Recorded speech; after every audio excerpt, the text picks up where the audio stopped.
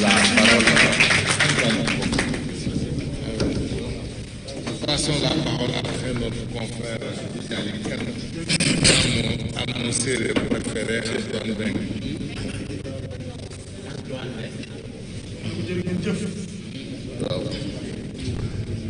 Je vous remercie. Je prends la parole après les brillants développements des confrères M. Omar Youm et M. Abdou Djalika. Pour vous dire que vous vous attendiez certainement à cette conférence de presse depuis le point de presse du ministre de la Justice.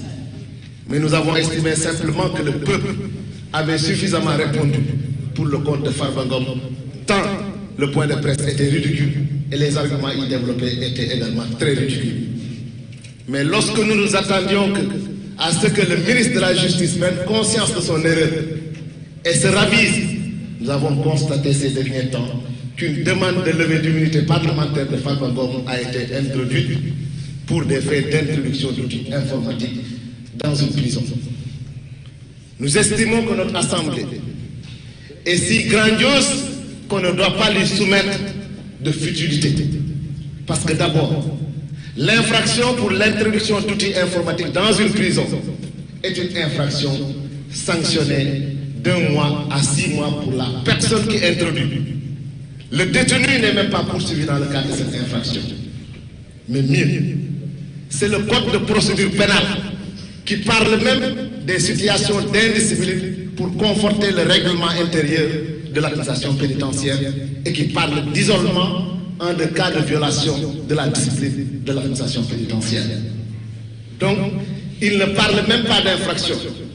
Et quelle que soit la qualification ou en tout cas l'infraction soulevée en termes de complicité ou autre, la sanction qui est prévue par ces infractions est une sanction qui n'atteint pas 3 ans de prison. Or, dans notre code de procédure pénale, l'article 127 dit que lorsqu'une infraction est sanctionnée d'une peine inférieure ou égale à 3 ans, la détention provisoire n'est pas possible lorsque la personne habite le ressort de la juridiction. Et si la personne habitait le Sénégal, la détention ne pouvait pas excéder 5 jours. Ça veut dire que pour les infractions pour lesquelles on saisit notre Assemblée nationale, pour lever l'immunité parlementaire de Farba Ngom,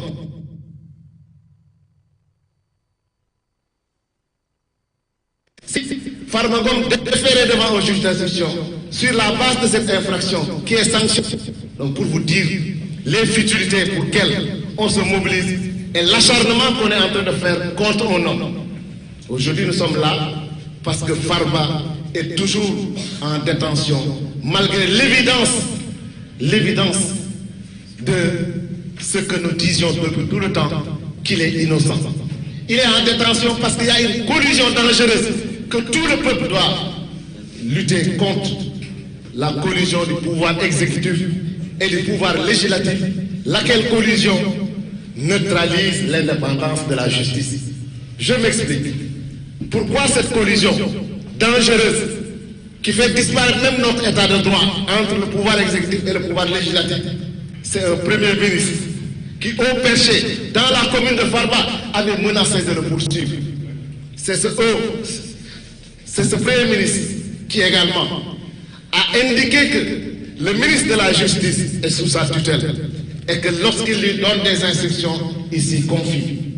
Et c'est ce ministre de la Justice qui a sollicité le parquet, parce qu'ils ont un rapport hiérarchique, lequel parquet a demandé la levée de l'immunité parlementaire de Farba Ngom. C'est l'Assemblée qui est saisie, donc c'est le pouvoir législatif. Et c'est ce même Premier ministre qui nous dit qu'il a la majorité à l'Assemblée nationale. Donc il centralise à la limite le pouvoir exécutif et le pouvoir législatif. Et la demande de levée de l'immunité parlementaire a été automatique et Farba est en détention depuis plus d'1 an. Donc vous avez vu l'incidence du pouvoir législatif, du pouvoir exécutif sur le judiciaire et qui j'y arriverai. Parce que Farba a été mis en détention. Pendant 1 an, il n'a pas été entendu au fond.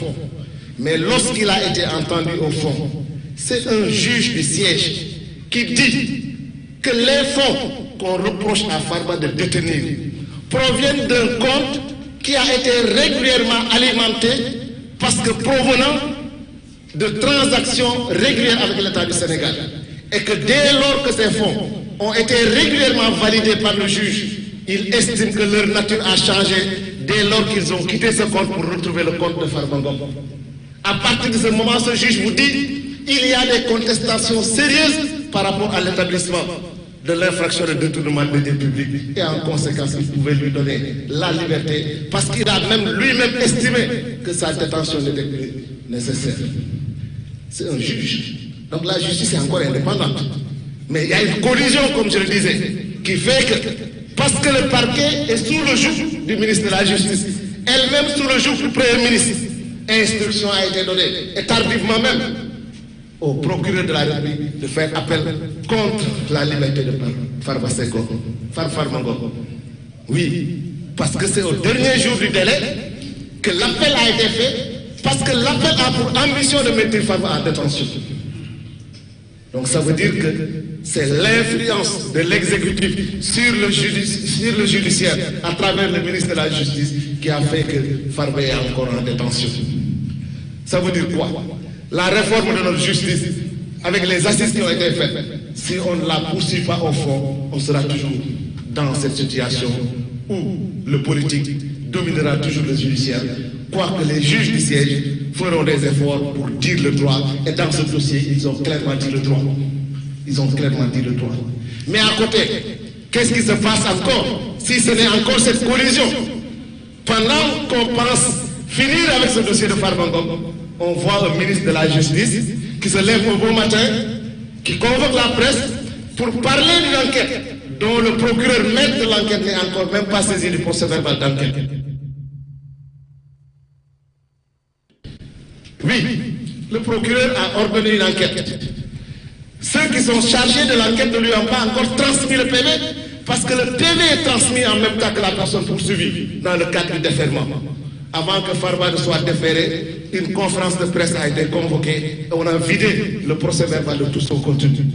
On a en plus vidé de tout son contenu, au point même d'oser défier les avocats que nous sommes, parce que Farba Ngom aurait communiqué avec certains avocats.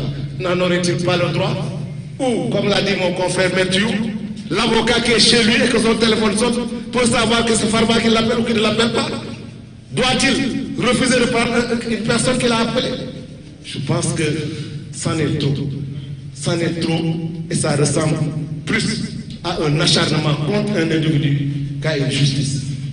C'est pour cette raison que nous voulons tenir à témoin l'opinion nationale comme l'opinion internationale pour leur dire que Farba est dans une situation de détention arbitraire.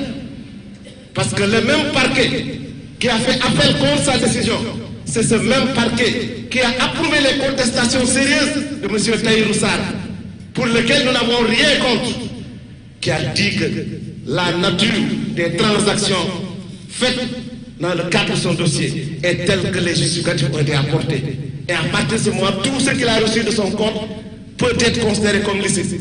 Et il en avait le droit, à partir de ce compte, d'exécuter des transactions avec ses partenaires, dont Farba Ngom. À partir de ce moment, que reste-t-il de ce dossier? Est-ce qu'on peut même continuer à poursuivre Farba Ngom? Je dis non. Est-ce que l'Assemblée nationale, je m'adresse à l'Assemblée, est-ce qu'elle doit pouvoir continuer même à lever l'immunité parlementaire de Farba Ngom, ou doit-elle suspendre même les poursuites entamées dès lors qu'il est établi et prouvé que Farba n'a rien à voir avec des deniers publics? Alors il faudrait qu'on s'oublie et qu'on sache que la justice, ce n'est pas la justice d'un individu. Elle nous concerne tous et nous tous nous devons travailler à ce qu'elle soit une justice sereine, une justice qui se fiche sur nos lois, mais qui ne se fiche pas sur des personnes, parce que des individus ont des soucis politiques dans la zone de Farba Ngom, ils veulent l'anéantir et survivre politiquement. Donc c'est les développements que je tenais à faire dans le cadre de ce dossier. J'en appelle à la justice de rester debout, parce que les juges du siège sont debout, parce que c'est eux qui ont rendu la décision qui a mis en liberté provisoire Farba. Mais c'est le parquet, par le truchement des voies de recours qui le maintiennent en détention, qui ont continué à maintenir Farba.